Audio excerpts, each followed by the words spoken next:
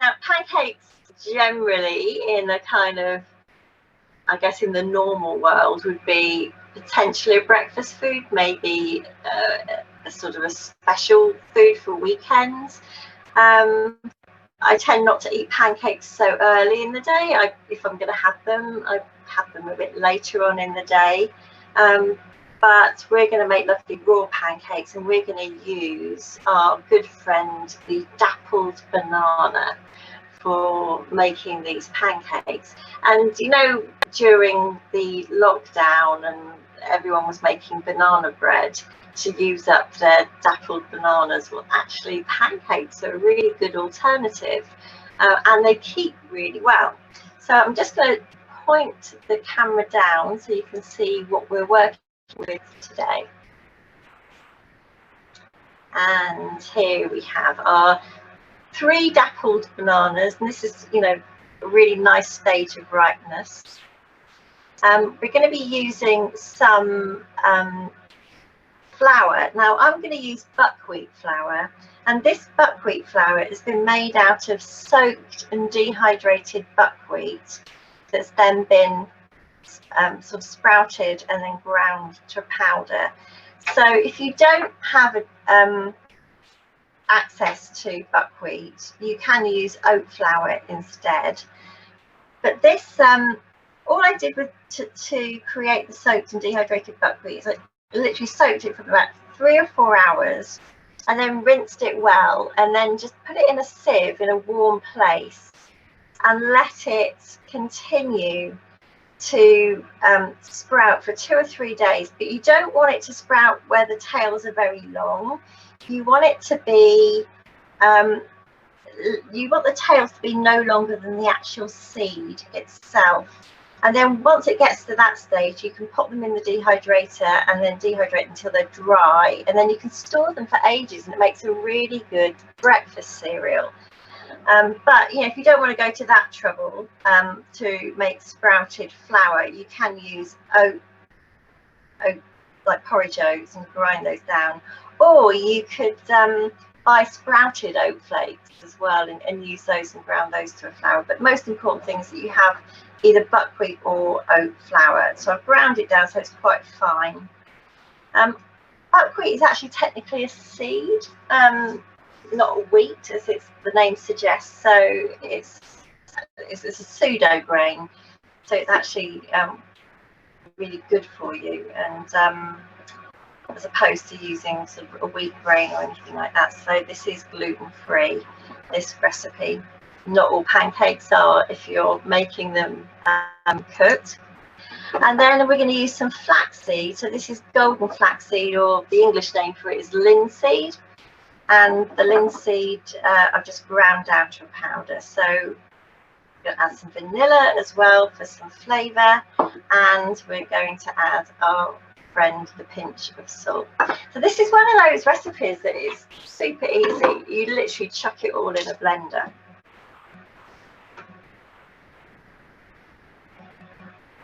Right then. So there's our banana. So what I'm going to do actually first of all is just blend the bananas with a bit of vanilla. So I'm going to use about a teaspoon of vanilla extract. Probably going to add the salt now too. And just going to move the camera. There we go. Right, so I'm just going to use my little blender, and I've got the twister jar here, and I'm just going to create a sort of a batter out of the bananas.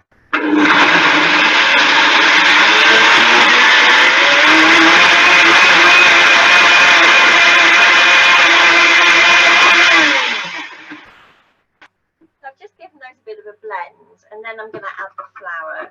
I'm doing it this way round. You're just making it a bit easier on your blender, and it's not going to be as stiff. So I've got 3 bananas, ripe, 6 tablespoons of buckwheat flour, and I'm going to add a tablespoon of ground linseeds.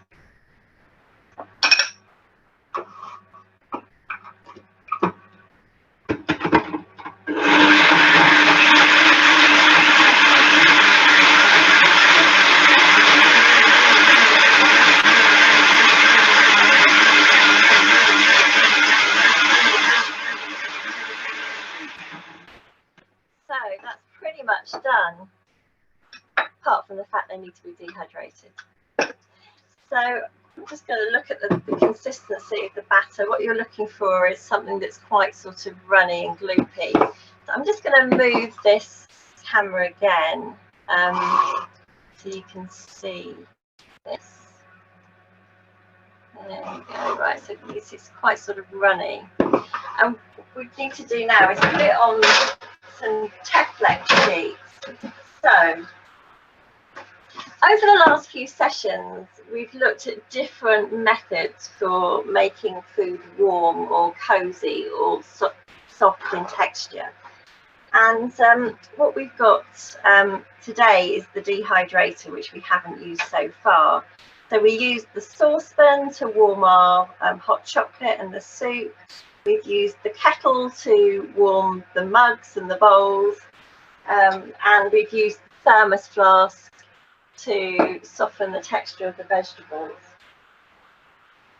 So now we're going to use the dehydrator to create a different texture again. So I've just dampened this piece of kitchen roll, and I'm just going to use that. It just stops the Teflex sliding around as you work with it. And then I'm going to form some circles. Just form pancake-like circles on the Teflex. Now, I'm using the writing side up, and I always use the writing side for sweet food. And I use the other side for savoury, particularly if I'm working with alliums. Because I don't really want, sometimes it's hard to get the residue out of the Teflex. So this is quite a plain pancake, but you can sort of switch these up a bit. So at this stage, you could sort of run through some pecans or add some cacao if you wanted to, any sort of chopped nuts. You're aiming to create little rounds that are about 5 inches, maybe 4 or 5 inches. Depends on how you want your pancakes. You could just do a big one.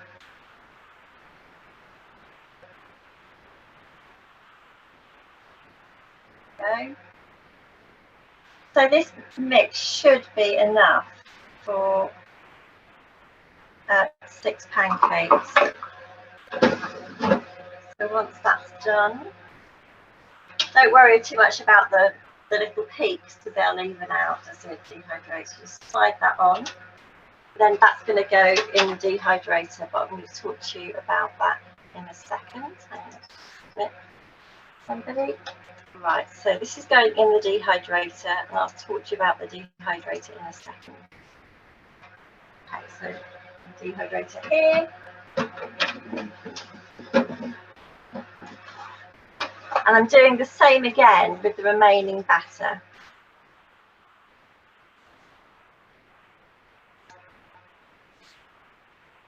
Okay.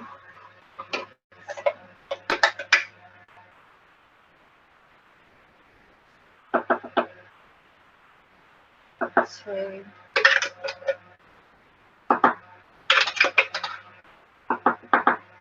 Yeah, so that's roughly about 2 tablespoons.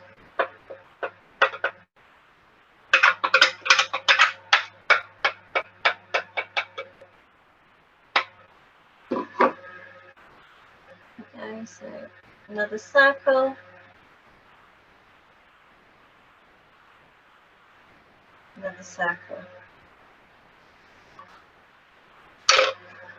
Done. Okay, so now these are going to go into the dehydrator. So I've got an Excalibur dehydrator here, and the Excalibur is it's basically a sort of plastic box with a fan on the back with a thermostat.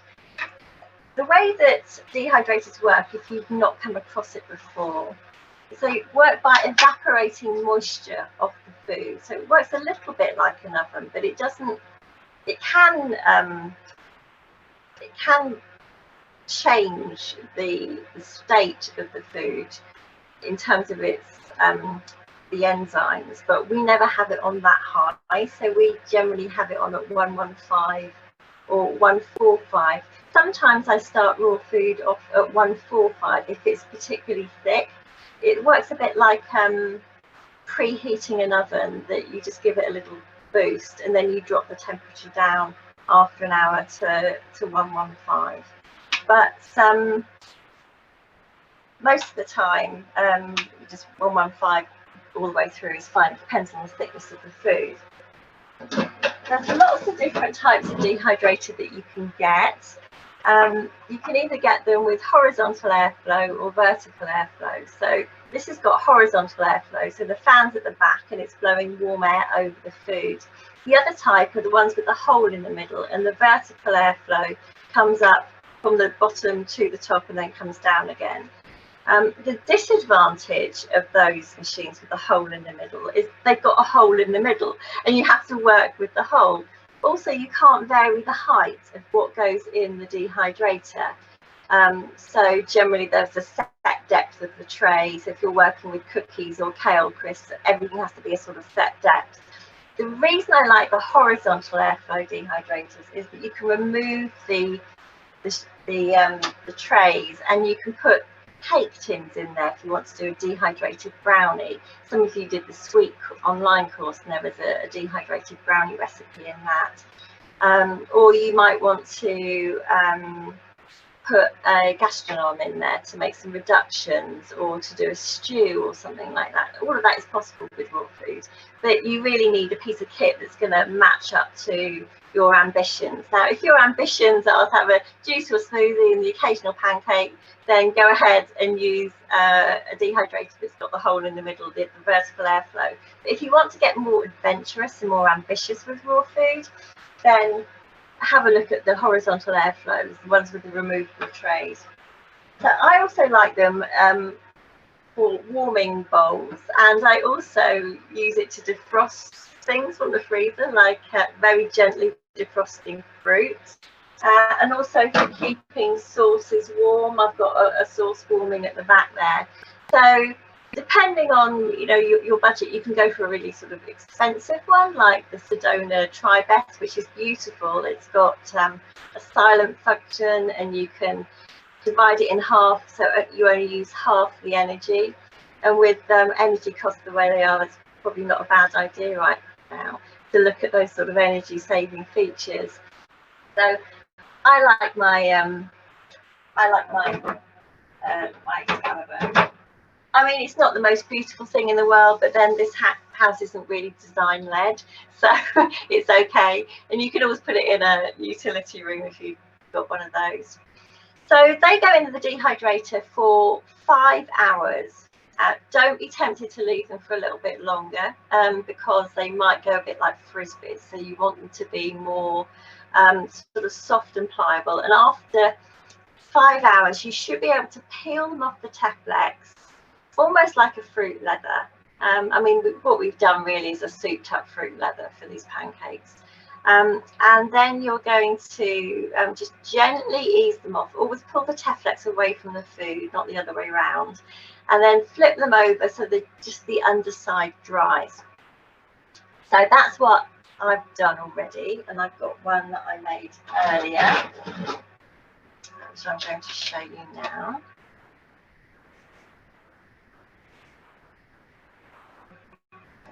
So here are the ones that I made yesterday, well, overnight.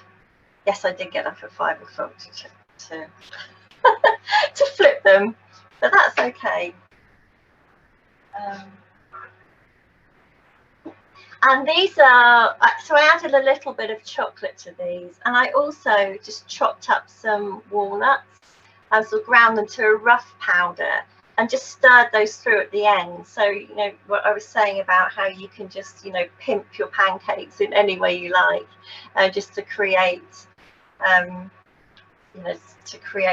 flavours that you want. So I'm going to plate these up now. I thought you might like to see them plated. So what have I got?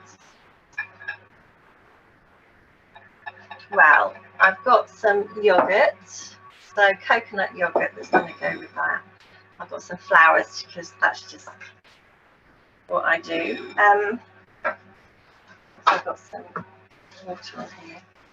And I've got some black cherries going on here. So I'm sort of going to do a bit of a black forest vibe with this. And I've got some warm chocolate sauce, which I think I might add as well. Got some here, so it's a bit of a black forest vibe. Oh, and I made some cream as well.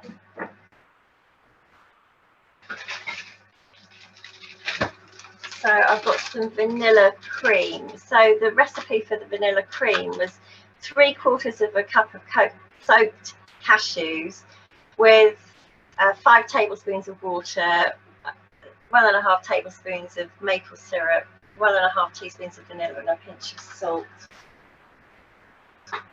So I'm just trying to think. It's been a while since I've plated up pancakes. So you can either do a pancake stack or you can do them in rolls. Can you see how pliable they are? So they are, you could even have them as little taco shells, sort of breakfast tacos if you wanted to. So you could do the stack. I'm going to attempt to see if I can roll them or something. I don't know. Maybe this is a bad idea. No, I'm going to do 2 side by side. I'm going to do them stacked. Yeah, you can tell I've really thought this one through. Anyway, that's good. I am nothing if not real. So I'm just going to put some cream on here, just a few little bits. Actually, a really important tip is to put something underneath. It just kind of helps to keep them in place. And then I'm just going to put some cherries on top, I think.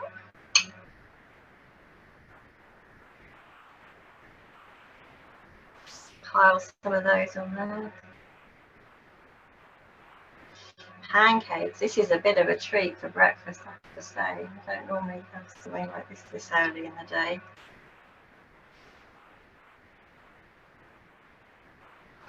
So, I've been talking all week about just making some small changes, and this is something that you could just, it's really simple to do. And next week, if you're thinking of doing the boost, for 5 days where we all just add a bit more in, this is something that you could do quite easily. You could make enough pancakes to last you for the week. I just think sometimes you have these kind of big ambitions, and then it can be really hard sometimes just to follow through on it. So just make one change. I started with that kale salad this week, and from that kale salad came the overnight oats, and then a number of juices, and then the smoothie, and then before you know it, I'm up at 5:30 flicking pancakes. So, I mean, obviously I'll probably crash and burn tomorrow. So that's one little pancake. I could do another one on top, but I think I'm just going to perhaps leave it at that and just decorate it a little bit.